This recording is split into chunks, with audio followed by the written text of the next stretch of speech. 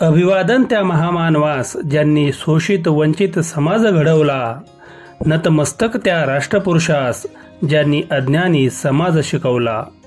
शतशत नमन त्या घटनाकारास ज्यांनी मूलभूत हक्काचा मंत्र रुजवला.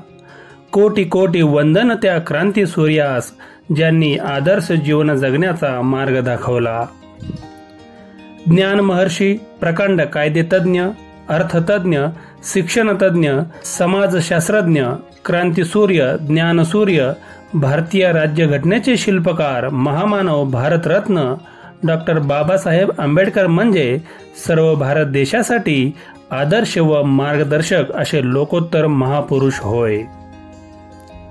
14 एप्रिल 1891 रोजी जन्मलेल्या या महामानवाने समाजातील शोषित वंचित घटकांच्या उन्नतीसाठी आपले संपूर्ण जीवन समर्पित केले. गुलामगिरीत अडकून पडलेल्या समाजाला क्रांतीची मशाल पेटवून आपल्या हक्काप्रती जागृत केले. शून्यातून विश्व निर्माण करणाऱ्या त्यांच्या उत्तुंग जीवन कार्यातून आपल्याला मौल्यवान धडे शिकता येतात. डॉक्टर आंबेडकर म्हणजे अतिशय जिद्दी, कष्टाळू, जिज्ञासू व चिकाटीचे व्यक्तिमत्व होते. अतिशय हालाकीच्या परिस्थितीमध्ये त्यांचे बालपण व्यतीत झाले, पण त्यांनी आपले ध्येय सोडले नाही. शिक्षणाप्रती असलेल्या आस्थेपायी असंख्य संकटांचा सामना करत 18 तास अभ्यास करून बाबासाहेबांनी matric, BA, MA, PhD, MSc, DSc, barrister अशा श्रेष्ठ पदव्या प्राप्त केल्या. आजच्या विद्यार्थ्यांना बाबासाहेबांच्या याच जिद्द आणि चिकाटीची आवश्यकता आहे. अशा जिद्द व चिकाटीच्या जोरावर आजचा विद्यार्थी सुद्धा बाबासाहेबांसारखा प्रज्ञावंत होऊ शकतो. बाबासाहेबांनी प्रज्ञावंत बरोबरच नेहमी शीलवंत असण्यावरही भर दिला. आजचा युवक जेवढा बौद्धिक सामर्थ्य बाळगणारा असावा तितकाच तो चारित्र्यवान असावा अशी त्यांची शिकवण होती. बाबासाहेब हे ज्ञानाचे भोक्ते होते. आयुष्यभर खडतर ज्ञानसाधना करून विधिशास्त्र, समाजशास्त्र, राज्यशास्त्र, अर्थशास्त्र या विषयामध्ये त्यांनी प्रभुत्व संपादन केले. त्यांच्या ज्ञानसाधनेमुळेच बाबासाहेब केवळ भारतातच नव्हे तर विदेशातही सिम्बॉल ऑफ नॉलेज ठरले. आजच्या युवकांनाही अशीच ज्ञानसाधना करून आपल्या जीवनात उच्चतम ध्येय प्राप्त करण्याची प्रेरणा बाबासाहेबांच्या जीवनचरित्रातून मिळते. अमेरिका व लंडनहून शिक्षण पूर्ण करून भारतात परतल्यावर बाबासाहेबांनी वैयक्तिक सुखाचे आयुष्य न जगता देशाच्या सामाजिक, राजकीय, आर्थिक, धार्मिक, शैक्षणिक अशा विविध क्षेत्रात आपले भरीव योगदान दिले. आपल्या ज्ञानाचा उपयोग दीनदलित गोरगरिबांच्या जीवनात चैतन्याची नवी पहाट निर्माण करण्यासाठी केला. म्हणजेच आपले ज्ञान केवळ स्वतःपुरते मर्यादित न राहता त्यातून समाजाचा उद्धार करण्याची प्रेरणा बाबासाहेबांच्या जीवनचरित्रातून मिळते.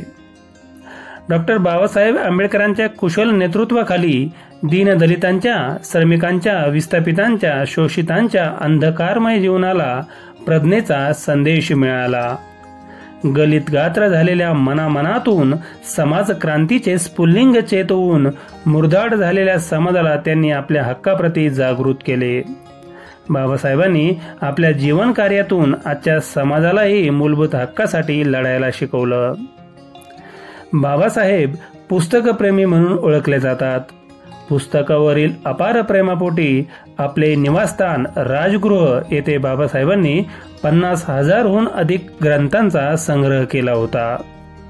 एकदा एका महाशयांनी बाबासाहेबांचा ग्रंथ संग्रह विकत मागितला.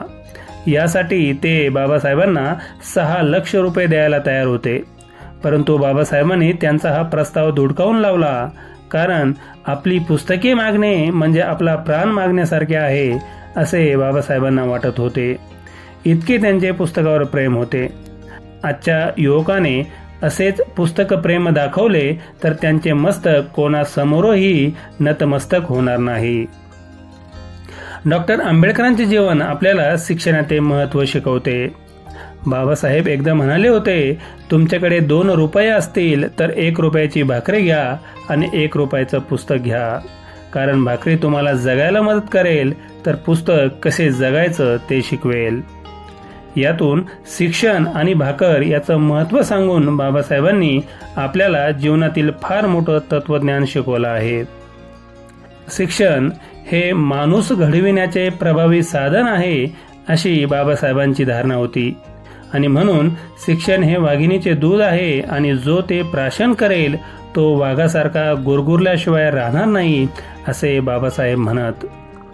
मित्रहो, बाबासाहेबांनी आपल्या आयुष्यात जेवढे कार्यकर्तृत्व गाजवले ते केवळ आणि केवळ शिक्षणाच्या अधिष्ठानामुळेच आणि त्यामुळे स्वतःचा आणि देशाचा विकास करण्यासाठी असे सर्वोत्तम शिक्षण घेण्याची प्रेरणा बाबासाहेब देतात.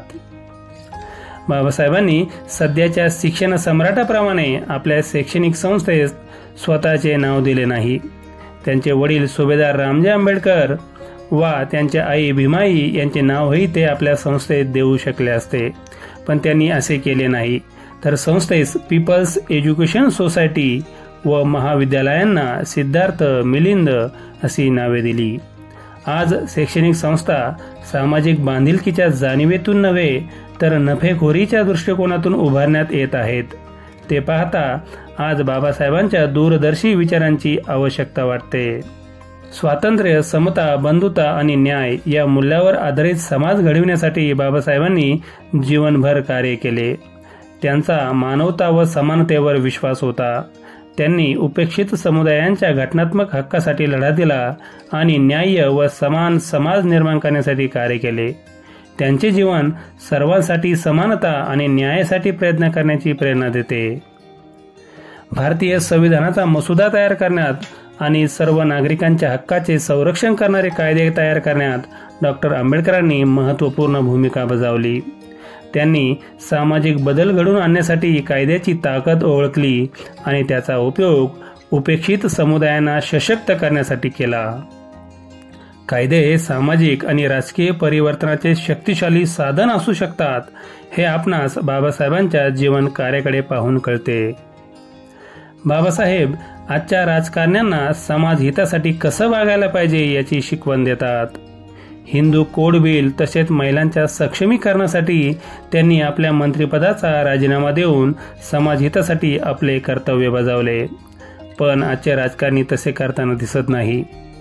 आदर्श नेता होण्यासाठी बाबासाहेबांच्या विचारांची शिकवण आवश्यक आहे. स्वातंत्र्योत्तर भारतात लोकशाहीचा विचार बाबासाहेबांनी रुजवला.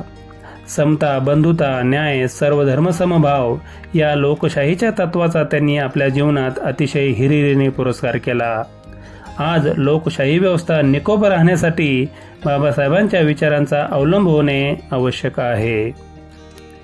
मित्रो, शेवटी बाबासाहेबांनी आपल्याला काय शिकवलं तर ताठ मानेने उभे राहायला शिकवलं, स्वाभिमानाने जगायला शिकवलं, अन्यायाविरोधात लढायला शिकवलं आणि संघर्षातून घडायला शिकवलं.